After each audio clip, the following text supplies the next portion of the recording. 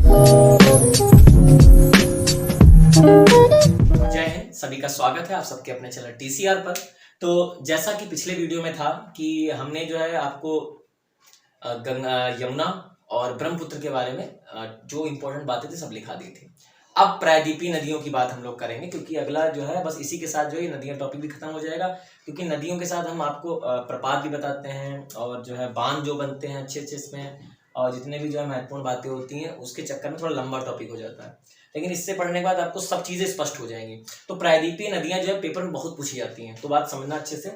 तो प्रायद्वीपीय नदियों में देखिए भारत का नक्शा है जो कि प्रायद्वीप का है नक्शा, और जो है जो करीब करीब मध्य यानी कि मध्य प्रदेश के आगे से पूरा प्रायद्वीपीय चला जाता है। कहा जाता है नागपुर पठार से, नागपुर के पठार के आगे का जितना हिस्सा है वो सब जो है दक्कन का जो पठार है, दक्कन का पठार, छोटा नागपुर का पठार, इसके आगे का सभी हिस्सा प्रायद्वीपीय पठार में या प्रायद्वीपीय क्षेत्र में आ जाता है। इसकी आकृति एक त्रिकोण की आकृति होती है। ध्यान रखिए, जो प्रायद्वीपीय की आकृति होती है त्रिकोण होती है। त्रिकोण प्रायद्वीप की जो आकृति होती है त्रिकोण होती है। तो समझते हैं कुछ जो हमने ये बनाए हैं, कुछ आड़ी तिरछी रेखाएं, ये क्या है इनको समझ लेते हैं। तो ये प्रायद्वीपीय की प्रमुख नदियां हैं जिनको मैंने आड़ा तिरछा करके दिखाया है। तो ये है दामोदर नदी, दामोदर नदी। ये है आपकी महानदी, ये है आपकी गोदावरी,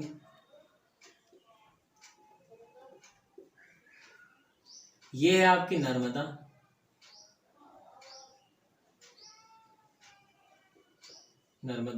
ये आपकी ताप्ती। ये दोनों अरब सागर में गिरती जाती है। ये गई यहां से कावेरी। तो ये प्रमुख नदी जो नदियां हैं इनकी बात हमने की है। वरना तो ऐसी बहुत नदियां हैं, गोदावरी में तुंगभद्रा मिलती जाके नदी है, बहुत सी ऐसी नदियां हैं। तो उसकी चर्चा बाद में हम स्पेशली हर नदी के बारे में बात करें तब करेंगे। केवल प्रायद्वीपीय नक्शा समझ लेते हैं। तो दामोदर नदी से स्टार्ट होता है जो कि छोटा नागपुर के पठार से निकलती है। उसके बाद महानदी, फिर गोदावरी, कावेरी, और इधर अरब सागर में गिरने नदियां हैं नर्मदा, ताप्ती, लूनी, साबरमती। ठीक है, तो इनकी चर्चा हम लोग अच्छे से करेंगे। तो अब समझते हैं, एक एक बात समझते हैं। तो पहला टॉपिक हमारा रहेगा दामोदर नदी। क्या रहेगा? दामोदर नदी। तो ये समझ में आ गया, इतना हिस्सा समझ में आ गया आपको कि नदियां कहाँ जा रही हैं। ये सब नदियां जो है ये कहाँ गिरती है? बंगाल की खाड़ी में गिरती है। कहाँ गिरती है? बंगाल की खाड़ी में गिरती है। ये सब इधर क्या है? बंगाल की खाड़ी।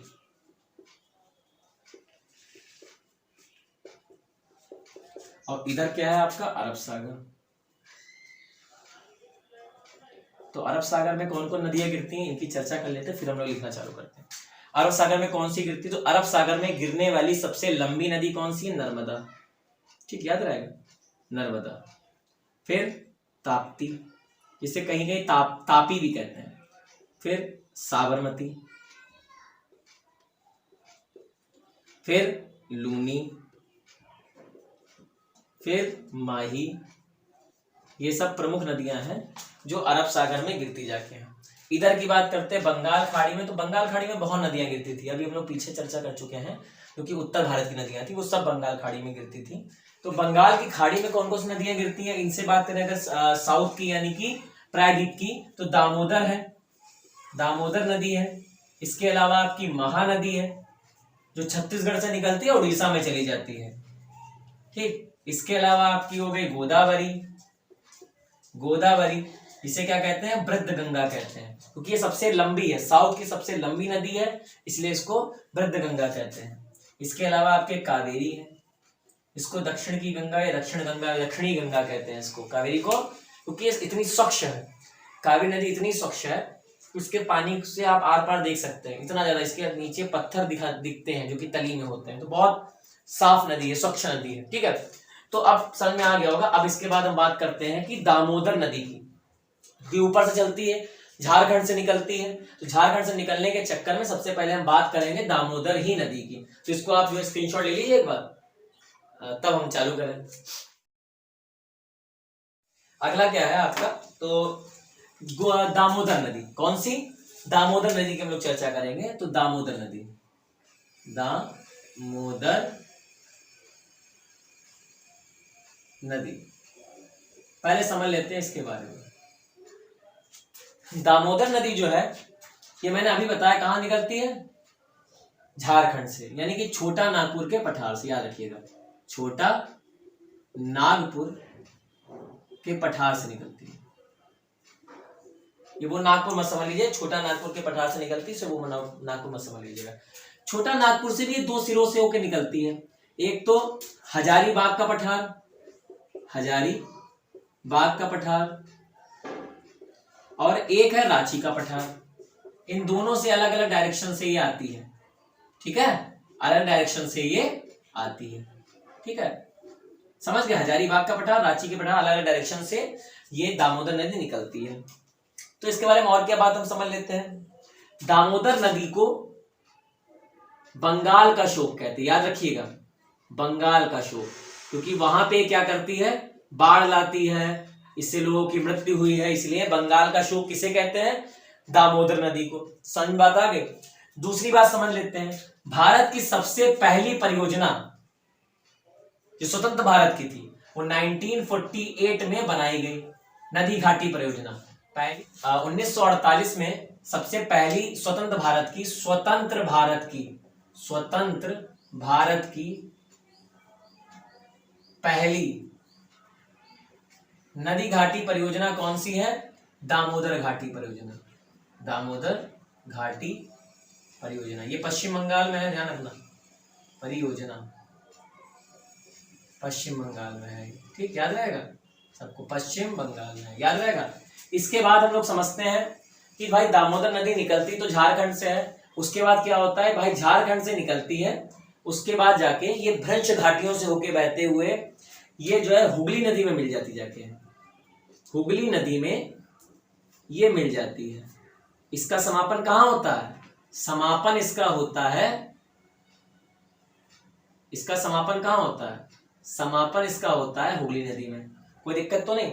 समापन इसका कहाँ होता है, हुगली नदी में होता है, ठीक है। इस नदी के किनारे पे जो है एक इस्पात संयंत्र है, ठीक, जो कि भारत की जो पहली पंचवर्षीय योजना कृषि पे थी, सेकेंड पंचवर्षीय योजना किस पे थी, उद्योग पे थी। उसी सेकेंड पंचवर्षीय योजना में यहाँ पे इस्पात संयंत्र खोला गया था, जिसका नाम है, आप याद रखिएगा, दुर्गापुर इस्पात संयंत्र, दुर्गापुर इस्पात संयंत्र, याद रखना, संयंत्र। अब दुर्गा है तो दुर्गा जी की पूजा कहाँ होती है, पश्चिम बंगाल में, तो इसलिए ये संयंत्र कहाँ है, पश्चिम बंगाल में, ठीक है, याद रहेगा। तो ये संयंत्र कहाँ है, पश्चिम बंगाल, तो दुर्गा जी की पूजा कहाँ होती है, पश्चिम बंगाल में, इसलिए संयंत्र कहाँ है, पश्चिम बंगाल, याद रहेगा। तो दामोदर नदी समझ लेते हैं, छोटा नागपुर के पठार से निकलती है, जिसमें भी हजारीबाग पठार और रांची के पठार से होते हुए निकलती है। इसमें 1948 में सबसे पहली नदी घाटी परियोजना बनाई गई थी, जो कि स्वतंत्र भारत की पहली थी, इसका नाम था दामोदर घाटी परियोजना, वो भी पश्चिम बंगाल में। उसके बाद इसे बंगाल का शोक कहते हैं। इसका मिलन कहाँ होता है, यानी खत्म कहाँ हो जाती जाके, ये हुगली नदी में जाके मिल जाती जाके है।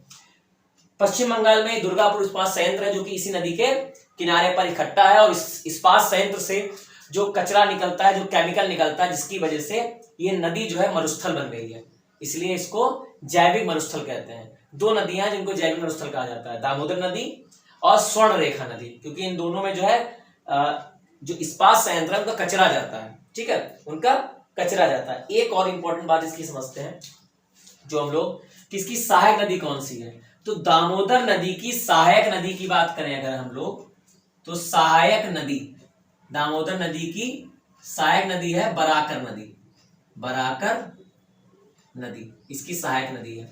और एक महत्वपूर्ण बात यह है कि जो पेपर में पूछा गया, एडम नहर पूछा जाए, एडम नहर किस नदी से निकाली गई है, तो एडम नहर निकाली गई है, एडम नहर निकाली गई है 1938 में, याद रखिएगा, 1938 में एडम नहर निकाली गई है। किस नदी से, दामोदर नदी से एडम नहर निकाली गई। एडम कहीं कहीं लिखता, कहीं एडन लिख देता है, तो आप ध्यान रखिएगा, एडम कह दे या कह दे एडन, ध्यान रखिएगा, एडम या एडन नहर निकलती है 1948 में, किस नदी से, दामोदर नदी से। तो इतना सबको बात समझ में आ गई है। तो जितनी भी अच्छी बातें थी जिनसे क्वेश्चन बनते थे दामोदर नदी से, हमने आपको बता दिया। एक बात और समझ लेते हैं, इसकी मरुस्थल वाली बात नहीं की, तो यहाँ हम लोग चर्चा कर लेते हैं। दामोदर नदी से जो कचरा निकलता है इस्पात संयंत्रों से, उसकी वजह से जैविक मरुस्थल, ध्यान रखिएगा, जैविक मरुस्थल, मरुस्थल इसको क्या कहते हैं हम लोग, जैविक मरुस्थल कहते हैं किसको? एक तो दामोदर नदी हो गई, दामू, और एक क्या हो गई? स्वर्ण रेखा, जिनसे सोना मिलता था, याद आया? स्वर्ण रेखा, स्वर्ण रेखा नदी, ये दोनों जैविक मरुस्थल बन चुके हैं। और स्वर्ण रेखा नदी पर ही कौन सा प्रपात है, बहुत फेमस है, आपको याद कर लेना है, हुंडरू जलप्रपात, हुंडरू जलप्रपात, याद कर लो, मोस्ट इंपॉर्टेंट जलप्रपात है, याद रखना। मैं एक जगह और लिख देता हूं, यहां पे भी लिख देता हूं, हुंडरू जलप्रपात। हुंडरू जलप्रपात जो है ये किस नदी पर है? स्वर्ण रेखा नदी पर। इसी के साथ समझ लेते हैं तो समझने में दिक्कत नहीं आती है, ठीक है। स्वर्ण रेखा नदी पर हुंडरू जलप्रपात है। इसको आप स्क्रीनशॉट ले लीजिए, फिर हम अगला करें। आप इसको देख लीजिए अच्छे से, जो अच्छी अच्छी बातें इसको स्क्रीनशॉट ले लीजिए, लिख लीजिए, फिर हम लोग अगला चलते हैं कि क्या क्या अच्छी अच्छी बातें इसकी है, समझते हैं, ठीक है।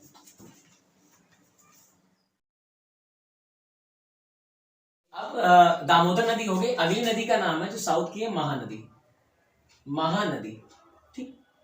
तो महानदी की बात कर लेते हैं हम लोग, कहां से निकलती है, कहां तक जाती है और क्या क्या इसकी कहानी है।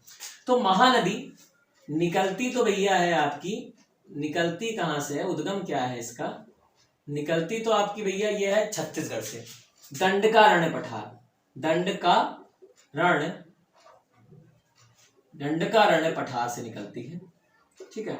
दंडकारण्य पठार से निकलती है छत्तीसगढ़ से, दंडकारण्य पठार से निकलती है, ये छत्तीसगढ़ से निकलती है। और जाति कहां पे आपको पता ही है, ये निकलती जाति कहां मिलती है? उड़ीसा में मिल जाती जाके, उड़ीसा में ये बंगाल की खाड़ी में गिर जाती जाके, की खाड़ी में गिर जाती है। अब बात समझते हैं, जो महानदी है इसका बेसिन कैसा है, इससे क्वेश्चन बनते हैं। बेसिन कैसा है इसका? बेसिन मतलब होता है कि जब ये निकलती है तो अपने पीछे गीली मिट्टी छोड़ती है, तो उसकी गीली मिट्टी कैसी होती है? पीली मिट्टी होती है। कैसी होती है? पीली मिट्टी होती है, ध्यान रखिएगा, पीली मिट्टी होती है, पीली मिट्टी होती है। और पीली मिट्टी आपको पता होना चाहिए चावल की खेती के लिए बहुत इंपॉर्टेंट है, चावल की खेती के लिए बहुत अच्छी होती है, ये अच्छी होती है। इसीलिए छत्तीसगढ़ को चावल का कटोरा कहते हैं, चावल या धान का, चावल या धान का कटोरा, क्योंकि यहाँ पे बहुत ज्यादा उपजाऊपन है, चावल खेती अच्छी होती है, इसीलिए छत्तीसगढ़ को चावल या धान का कटोरा कहते हैं। एक बात ध्यान रखना, पीली मिट्टी से रिलेट करो चीन में, पीली मिट्टी से रिलेट करो तो चीन में रिलेट करो।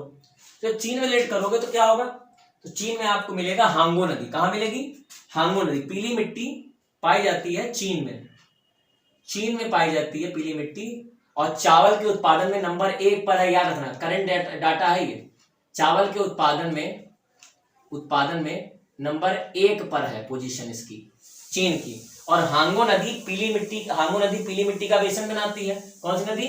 हांगो नदी बनाती है पीली मिट्टी का बेसन। और हांगो नदी को चीन का शोक कहते हैं, चीन का शोक कहते हैं। भैया जब वहां का शोक होगी तो महानदी भाई उड़ीसा का शोक हो जाएगी। तो ये सब नदियां जहां बहती वहीं के लिए शोक का कारण बन जाती। क्यों? क्योंकि ये जब इसमें बहाव ज्यादा हो जाता है तो ये अपने मार्ग से भटक जाती है और इधर उधर गांव इलाकों में चली जाती है, जिससे क्या होता है कि आबादी प्रभावित होती है, और आबादी प्रभावित होने से खेत खलियान खराब होते हैं, लोगों की जान चली जाती है, जिससे जो है ये शोक का कारण बन जाती है। ठीक है, इतना समझ में आ गया। निकलती दंडकारण्य पठार छत्तीसगढ़ से है, उड़ीसा में जाके बंगाल खाड़ी में मिल जाती जाके है, चावल की खेती के लिए प्रमुख है क्योंकि यहाँ पीली मिट्टी का बेसिन बनाती है, और ये इसलिए छत्तीसगढ़ को चावल का कटोरा हम लोग कहते हैं। ठीक है, इतनी बात सबको समझ में आ गई। इसको अच्छे से देख ले, स्क्रीनशॉट ले ले, फिर हम लोग आगे कराएं।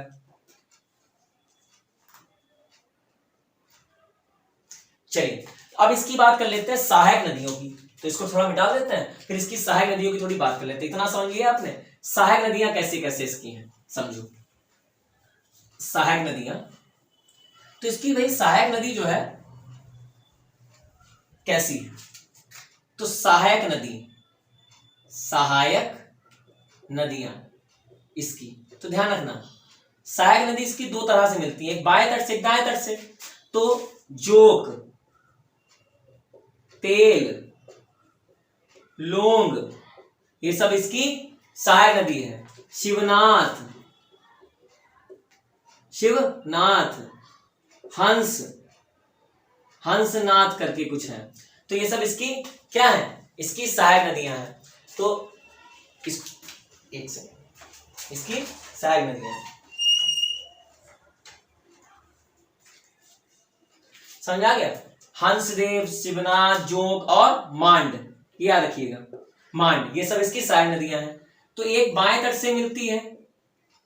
अब नदी इधर से निकलेगी तो भाई इधर से निकलेगी, उसका तट कौन सा होगा, एक दायां होगा एक बायां होगा। हंसदेव, एक मिनट, हंसदेव, तो हम सहायक नदियां कौन सी हो गई, दाएं सिरे से दायां, दायां पक्ष है जोग, तेल, लोंग, जोग, तेल, लोंग, और बाएं पक्ष से शिवनाथ, हंसदेव और मांड। बाएं पक्ष से शिवनाथ, हंसदेव और मांड, ये बाएं तरफ से मिलती हैं, ये दाएं तरफ से मिलती हैं। कभी ये पूछ देते हैं कि दाहिनी ओर से कौन सी नदियां मिलती हैं, कि बाईं ओर से। अब एक समझ लेते हैं अववाह तंत्र। अववाह तंत्र होता है कि नदियां बहती कैसे हैं। तो जो महानदी है, और महानदी की बात छोड़ दो, साउथ की लगभग सभी नदियां, प्रायद्वीपीय भारत की सभी नदियां वृक्षाकार अपवाह तंत्र रखती हैं। वृक्षाकार अपवाह तंत्र रखती हैं, ये याद कर लीजिए। सभी प्रायद्वीप की लगभग नदियां, प्रायद्वीपीय नदियां, सभी प्रायद्वीपीय नदियां जो है वृक्षाकार अपवाह तंत्र रखती हैं। ठीक है, वृक्षाकार अपवाह तंत्र रखती है सभी प्रायद्वीपीय नदियां। एक तार फंसने लगा। ठीक है, समझ आ गया इसको? तो फिर समझ लेते हैं, महानदी निकलती है दंडकर्ण पठार से, छत्तीसगढ़ से, उड़ीसा में बंगाल खाड़ी मिल जाती जाके है। सहायक नदियां इसकी हैं, दाएं सिरे से जोग, तेल, लोंग, बाएं सिरे से शिवनाथ, हंसदेव, मांड, और इसके पीली मिट्टी का बेसिन बनाती है जो कि चावल खेती के लिए प्रमुख होती है, और इसलिए छत्तीसगढ़ को धान या चावल कटोरा कहते हैं। और पीली मिट्टी का बेसिन चीन में मिलता है जो कि हांगो नदी का बेसिन है, हांगो नदी को चीन का शोक कहते हैं, और बेसिन के कारण ही जो चीन है वो चावल उत्पादन में नंबर 1 पर है। ठीक है, समझ बात आ गई नहीं आ गई? तो अभी मैंने बताया महानदी पर संसार का सबसे लंबा बांध है, सबसे बड़ा बांध है, भारत का सबसे लंबा बड़ा बांध है, इसका नाम है हीराकुंड बांध। हीराकुंड बांध याद रखिएगा। हीराकुंड बांध जो है किस नदी पर बना है, महानदी पर बना है। किस नदी पर बना है भैया, सब लोग ध्यान रखिएगा, महानदी पर बना है हीराकुंड बांध, क्योंकि सबसे लंबा बांध है, सबसे लंबा भी है, सबसे बड़ा भी है, बड़ा भी है, दोनों है। सबसे लंबा और सबसे बड़ा बांध है हीराकुंड बांध, जो कि महानदी पर बना है। ठीक है, समझ में आ गई बात? ठीक है, तो ये महानदी की बातें थी, कितनी महत्वपूर्ण बातें थी। तो ये बांध है कहां पे, उड़ीसा में है, उड़ीसा में ये बांध है, ध्यान रखिएगा, हीराकुंड बांध। तो महानदी के बाद हम लोग अगला नदी कौन सी पढ़ेंगे, गोदावरी, जिसको वृद्ध गंगा कहते हैं। क्या कहते हैं, वृद्ध गंगा कहते हैं। ठीक है, वृद्ध गंगा के बारे में पढ़ेंगे, तो इसको स्क्रीनशॉट ले लें, तब तक हम इसको मिटा देते हैं, आप जल्दी से बड़ा स्क्रीनशॉट ले लें। ठीक, चलिए अगली नदी का नाम है गोदावरी। गोदावरी ये बहुत ही फेमस है दक्षिण भारत में। ठीक है, ये दक्षिण भारत की सबसे लंबी नदी है, सबसे लंबी नदी, प्रायद्वीपीय नदियों में प्रायद्वीपीय भारत की सबसे लंबी नदी, सबसे लंबी नदी है प्रायद्वीपीय भारत की, दक्षिण की सबसे लंबी नदी है गोदावरी। भारत की सबसे लंबी नदी गंगा, ध्यान रखिएगा, लिख देता हूं ना तो लोग मानोगे नहीं, दक्षिण भारत की। अगला, इसके बाद अगली बात क्या समझते हैं, ये निकलती कहां से, तो हम इसका चित्र बनाते हैं, उससे आपको अच्छे समझ में आएगा। ये भैया गोदावरी जा रही है, देखो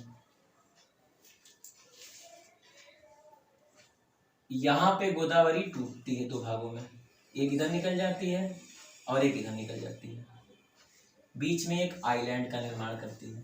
ठीक, उनकी चर्चा बाद में करेंगे, पहले यहां से आते हैं। तो ये हमारा पठार है, ये पठार है। तो भैया कहां से ये पठार है, त्रियंबक पठार, नासिक महाराष्ट्र से गोदावरी नदी निकलती है। ठीक है, त्रियंबक पठार नासिक महाराष्ट्र से गोदावरी नदी निकलती है, और जब निकली तो इससे सबसे पहली सहायक नदी मिली आके इस पे प्रवरा, प्रवरा या पूर्णा, दोनों नाम इसके चलते हैं, प्रवरा या पूर्णा। आगे बढ़ते हैं तो इसमें जो है बेनगंगा, बेनगंगा और पेनगंगा, पेन दे दिया भैया इसने हमें, पेनगंगा, दोनों आके मिलती हैं और दोनों मिलके प्राणहिता कहलाती, क्या कहलाती है? प्राणहिता। बेनगंगा और पेनगंगा दोनों मिलके क्या बन जाती हैं? प्राणहिता बन जाती हैं और इसमें गोदावरी में मिल जाती है। आके इधर गोदावरी लिख देता हूं ताकि समझ में आसान रहे। आगे है, इसके बाद आगे बढ़ते हैं तो एक सहायक नदी आती है इंद्रावती। इंद्रावती बहुत फेमस नदी है, इंद्रावती, जो कि छत्तीसगढ़ से निकलती है और छत्तीसगढ़ में इंद्रावती नदी पर ही प्रपात है, जिसको कहते हैं हम लोग चित्रकूट जलप्रपात। चित्रकूट जलप्रपात इंपॉर्टेंट है, ध्यान रखिएगा, इसको पेपर में बहुत आया है। कहां पे है? छत्तीसगढ़ में, छत्तीसगढ़ में है। इसको भारत का नियाग्रा कहते हैं, भारत का नियाग्रा, नियाग्रा कहते हैं। नियाग्रा यूएसए में है, ध्यान रखिए, नियाग्रा जलप्रपात यूएसए में है। जब ये जलप्रपात यूएसए का बहुत सुंदर जलप्रपात है, जब ये इससे पानी नीचे गिरता है तो बहुत धुआं निकलता है, यानी कि पूरा जो इलाका होता है उधर का जहां प्रपात गिरता है तो धुंधमय हो जाता है, इसलिए बहुत सुंदर दिखता है। यहां समझ लेते हैं आगे चित्रकूट जलप्रपात। अब इधर से एक नदी मिलती है कि इसमें है महाराष्ट्र की तरफ से, जिसका नाम है मंजरा, मंजरा नदी। ध्यान रखिएगा, मंजरा नदी किसकी सहायक नदी? पेपर पूछा गया, गोदावरी की। अब बांधों की चर्चा कर लेते हैं। तो गोदावरी जब आगे बढ़ती है तो महाराष्ट्र में ही, महाराष्ट्र में इसके एक डैम बना है, बांध बना है, इसका नाम है जायकवाड़ी बांध। ध्यान रखिए, जायकवाड़ी बांध, ध्यान रखिएगा आप सब लोग। जायकवाड़ी बांध कहां पे है? एमएच, महाराष्ट्र में है, ठीक है। उसके बाद मंजरा नदी पर एक बांध बना है जो कि पेपर में बहुत बार पूछा गया है, इसका नाम है निजाम सागर बांध। निजाम सागर बांध बहुत इंपॉर्टेंट है, याद कर लीजिए आप सब लोग, जो कि तेलंगाना में है, तेलंगाना में है। निजाम सागर बांध तेलंगाना में है। आगे बढ़ते हैं तो गोदावरी नदी पर ही एक बांध है जिसको कहते हैं पोचमपाद।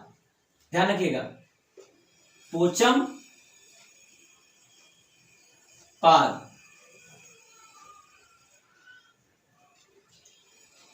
पोचमपाद, पोचमपाद बांध या श्री राम सागर बांध, श्री राम सागर बांध, श्री राम सागर बांध, ध्यान रखिएगा। पोचमपाद बांध या श्री राम सागर बांध ये कहां पे है? आपके तेलंगाना में, ये भी तेलंगाना में है, ध्यान रखिएगा। दोनों इंपॉर्टेंट बांध है, पोचमपाद बांध और निजाम सागर बांध।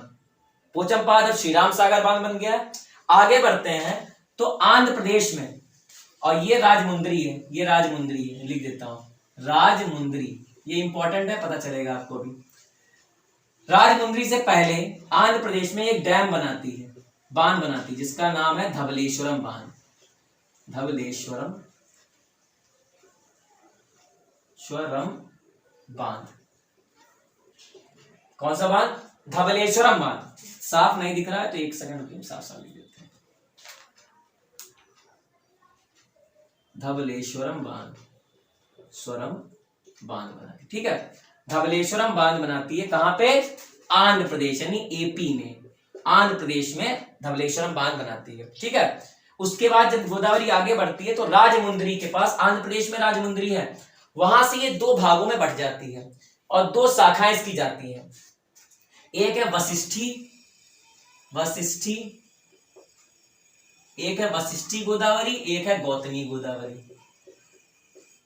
गौतम ऋषि की पत्नी गौतमी, तो गौतमी और वशिष्ठी दो गोदावरी में बट जाती है और बीच में एक आइलैंड बनाती है, इसका नाम है होप आइलैंड। क्या है? होप आइलैंड, याद रखिएगा, होप आइलैंड। वशिष्ठी और गौतमी गोदावरी के बीच में होप आइलैंड है, ये दोनों जाके बंगाल की खाड़ी मिल जाती हैं और डेल्टा का निर्माण करते हैं। ध्यान रखिएगा, जितनी भी बंगाल की खाड़ी में गिरती हैं वो सब डेल्टा का निर्माण करती हैं, और जो नदियां अरब सागर में गिरती हैं वो एस्चुरी यानी ज्वारंधमुख का निर्माण करती हैं। इसकी आगे चर्चा भी करेंगे, बताएंगे आपको ज्वारंधमुख और एस्चुरी, ज्वारंधमुख या एस्चुरी और डेल्टा कैसे बनता है ये बताएंगे चर्चा। तो जो बस इतना याद रखिए, बंगाल की खाड़ी में गिरने वाली नदियां डेल्टा बनाती हैं और अरब सागर में गिरने वाली नदियां एस्चुरी या ज्वारंधमुख बनाती, ठीक है। समझ में आ गया बात? अब इसको एक बार समझ लेते हैं हम लोग, हैं जो हमने लिखा है। गोदावरी नदी करीब भारत की, प्रायद्वीपीय भारत की सबसे लंबी नदी है। तो ये सबसे लंबी नदी है, इसे दक्षिण की गंगा या वृद्ध गंगा कहते हैं। ये नहीं लिखा हमने शायद, वृद्ध गंगा कहते हैं, वृद्ध गंगा, वृद्ध गंगा याद रखिएगा, वृद्ध गंगा कहते हैं, सबसे लंबी है। त्रियंबक पठार नासिक महाराष्ट्र से निकलती है, आगे बढ़ती है तो इसमें प्रवरा या पूर्णा नदी आके मिलती आके हैं। उसके बाद आगे जाते हैं तो बेन गंगा और पेन गंगा आगे बढ़ के प्राणहिता के नाम से इसमें मिल जाती आके हैं। उसके आगे इंद्रावती है, इसमें मिलती आके नदी, सहायक नदी इसकी इंद्रावती, और इंद्रावती पर भारत का नियग्रा कहा जाता है चित्रकूट जलप्रपात स्थित है, जो कि छत्तीसगढ़ में है। आगे बढ़ते हैं तो राजमुंदरी से दो भागों में बट जाती है, एक होती गौतमी और वशिष्ठी। इधर से जब नीचे से आते हैं तो इसमें मंजरा नदी आके मिलती है। मंजरा नदी में डैम बना होता है, इसका नाम है निजाम सागर बांध, जो कि तेलंगाना राज्य में स्थित है। इसके बाद महाराष्ट्र में भी एक डैम बना है, इसमें बांध बना जिसका नाम जायकवाड़ी बांध है। तेलंगाना में दूसरा बांध बना इसका नाम है पोचमपाद या श्री राम सागर बांध। आगे बढ़ते हैं तो आंध्र प्रदेश में भी एक बांध बनाती है, तो धवलेश्वरम बांध इस पे बना हुआ है। गौतमी और वशिष्ठी गोदावरी जो कि राजमुंदरी से अलग होती हैं, बीच में एक आइलैंड बनाती है जिसका नाम है होप आइलैंड।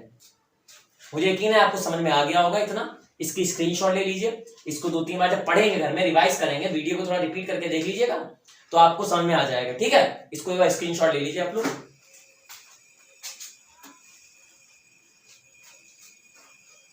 ठीक, एक इसकी लंबाई लिख लीजिए, कुछ 1465 किलोमीटर है ये, तभी सबसे लंबी है, ठीक है। बस इसके स्क्रीनशॉट ले लीजिए फटाफट, तो आगे चले हम लोग अगली नदी की ओर।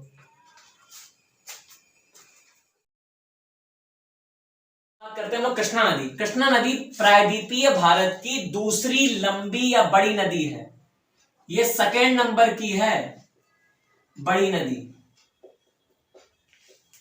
प्रायद्वीपीय भारत की, प्रायद्वीपीय भारत की सेकेंड बड़ी नदी है। इसकी लंबाई 1400 किलोमीटर है, ठीक है। ये निकलती कहां से है तो ध्यान रखिएगा, ये महाराष्ट्र में पश्चिमी घाट है, देखिए पश्चिमी घाट है पूरा, उसमें महाराष्ट्र के महाबलेश्वर के पास, महाबलेश्वर, महाबलेश्वर महाराष्ट्र, वहां से ये निकलती है और आगे बढ़ती है और बंगाल खाड़ी में, या आप कह सकते हैं गिर जाती जाके हैं। तो जब चलती है तो इसमें सहायक नदियां भी मिलेंगी। तो इसकी सहायक नदी कौन सी जो पहली मिलती है, तो भाई सहायक नदियां इसकी कुछ मिली यहाँ पे,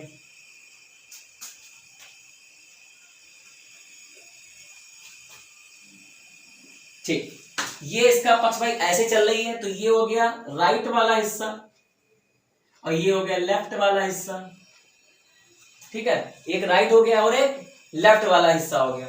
तो जब आगे बढ़ी तो इसकी सहायक नदी है भीमा, याद करिएगा, भीमा, भीमा और मूसी, ये सब नदियां जो हम बता रहे हैं फेमस हैं। इधर से आओगे तो मिलेगी आपको कोयना, कोयना, और आगे बढ़ोगे तो मिलेगी तुंगभद्रा, तुंगभद्रा। ये इसकी सहायक नदियां हैं famous, Bhima, Musi left side से आ जाएंगी और राइट से कोयना और तुंगभद्रा आ जाएंगी, ठीक है, सही है। कोयना महाराष्ट्र में है और कोयना नदी पर ही महाराष्ट्र में कोयना बांध बना है। कौन सा? कोयना बांध बना है, ध्यान रखिएगा। आपसे पूछे कोयना बांध किस नदी बना है, तो कोयना पे, कहां पे? महाराष्ट्र में, ठीक है। आगे जब हम लोग बढ़ते हैं तो हम देखते हैं भीमा नदी मिलती है, मूसी नदी, मूसी नदी के किनारे पर्ल सिटी कहलाता है, पर्ल सिटी। सबको पता है पर्ल सिटी कौन है? हैदराबाद।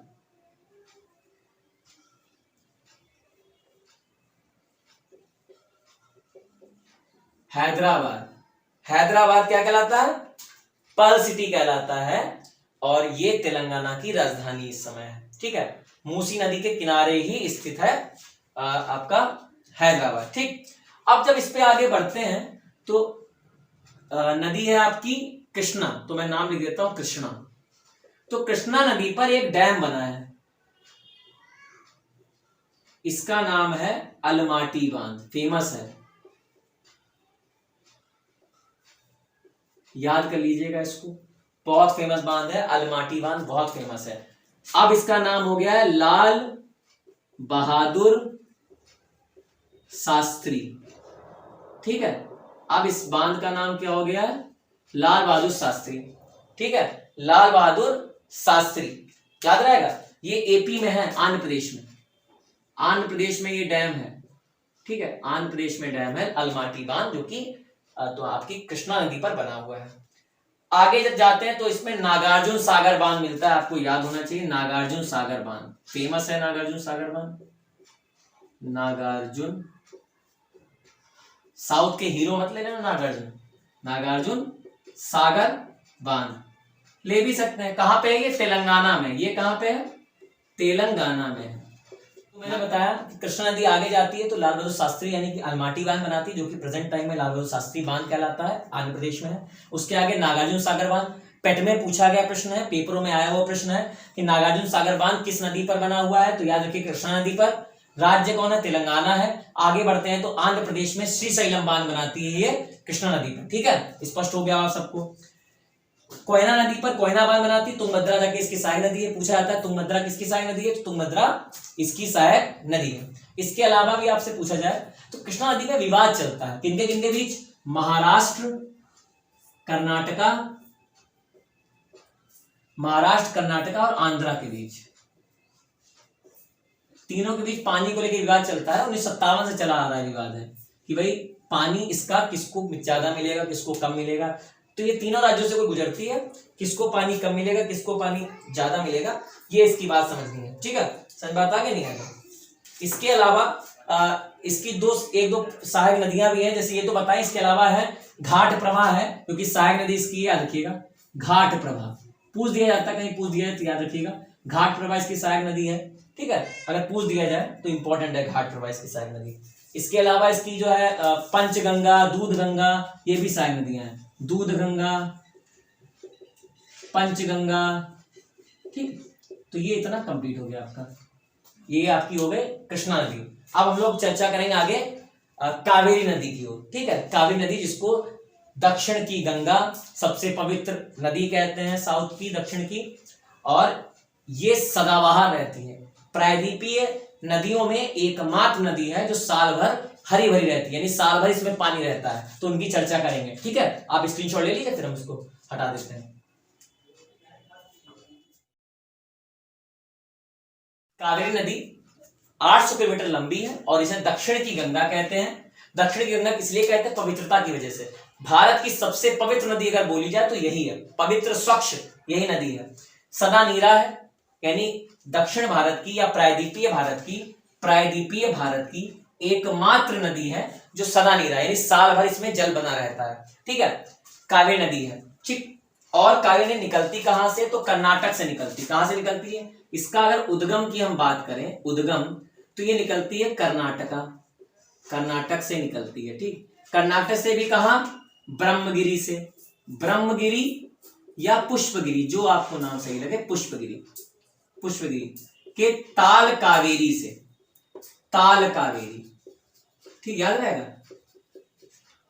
कर्नाटक के ब्रह्मगिरी पुष्पगिरी पहाड़ियां हैं, उसकी ताल कावेरी से ये निकलती है और 3 राज्यों से वो गुजरती है, केरल, कर्नाटक और तमिलनाडु। सबसे ज्यादा भाग इसका तमिलनाडु में रहता है। ये 3 राज्यों से होकर गुजरती है, ध्यान रखिएगा। केरल, कर्नाटक और तमिलनाडु। सबसे ज्यादा जो दूरी तय करती है, सबसे ज्यादा तमिलनाडु में तय करती है, याद रखिएगा। सबसे ज्यादा जो दूरी तय करती है ये, वो तमिलनाडु में तय करती है। कर्नाटक से निकलती, केरल होते हुए तमिलनाडु में ये चली जाती। ध्यान रहेगा इसका। आगे समझ लेते हैं इस पे बांध कौन से हैं। तो इस पे बांध है, एक तो है मेट्टूर बांध जो कि फेमस है, मेट्टूर बांध, और दूसरा है शिव समुद्रम बांध, शिव समुद्रम। ठीक, शिव समुद्रम जलप्रपात भी इसी पे बना है। ठीक है, मैटूर बांध और शिव समुद्रम बांध। मैटूर तमिलनाडु में है, ये ध्यान रखिएगा, तमिलनाडु में, इंपॉर्टेंट है। ठीक है, और ये कहां पे है? शिव समुद्रम कर्नाटका में है, यहां से बिजली पैदा की जाती है। शिव समुद्रम जलप्रपात इसी पे बना है, शिव समुद्रम जलप्रपात इसी पे बना है, बहुत पुराना जलप्रपात है, याद रखिएगा। समुद्रम जलप्रपात इसी पे बना है। ठीक है, इसके अलावा आप बैतूल बांध है, ये जो है द्वीप भी बनाती है, तो शिव समुद्रम द्वीप बनाती है और श्रीरंगपट्टनम द्वीप, ध्यान रखिएगा, श्रीरंगपट्टनम द्वीप और शिव समुद्रम द्वीप, इन दो द्वीपों का निर्माण भी करती है। इन दो द्वीपों का ये क्या करती है, निर्माण करती है, याद रहेगा, श्रीरंगपट्टनम द्वीप, शिव समुद्रम द्वीप। एक समझ लेते हैं, कावेरी नदी 800 किलोमीटर दक्षिण की गंगा कहलाती, पवित्र है, एकमात्र सदाबहार नदी है दक्षिण भारत की, उद्गम कर्नाटक के ब्रह्मगिरी पुष्पगिरी के ताल कावेरी से निकलती है और केरल कर्नाटक तमिलनाडु होते हुए चली जाती है बंगाल खाड़ी तरफ, अब बंगाल उसमें गिर जाती है। तो तमिलनाडु सबसे ज्यादा दूरी तय करती है। बांध, इस पे मैटूर बांध है, शिव समुद्रम बांध है, शिव समुद्रम पे शिव समुद्रम जलप्रपात भी है जो कि पुराना जलप्रपात है, इससे क्या बनता है, इससे जो है बिजली उत्पादन की जाती है। कर्नाटक में शिव समुद्रम, मैटूर तमिलनाडु में है और ये द्वीप भी बनाती है, इसमें श्रीरंगपट्टनम द्वीप है और शिव समुद्रम द्वीप है। इस प्रकार से आपकी जो प्राचीन भारत की प्रमुख नदियां थी वो कंप्लीट होती हैं। अब अरब सागर में गिरने वाली नदियां हैं जो कि अगले वीडियो में आपको कराएंगे, तो आप इसको स्क्रीनशॉट ले लीजिए, इसको समझिए, वीडियो को देखिए, ऐसे समझ में नई चीजें आती हैं क्योंकि डिजिटल बोर्ड तो है नहीं, तो आपको जो बार बार चीजों को देखना पड़ेगा, वीडियो को रिवाइंड करना पड़ेगा, तो आपको समझ में आएगा। इसमें जो आपको मैटर प्रोवाइड करा रहे हैं बहुत ही रिसर्च के बाद ही आया है, तो इसलिए आप इसको अच्छे से करिए, ठीक है, और समझ में आपको आएगा। हंसते रहिए, मुस्कुराते रहिए और पढ़ते रहिए। धन्यवाद।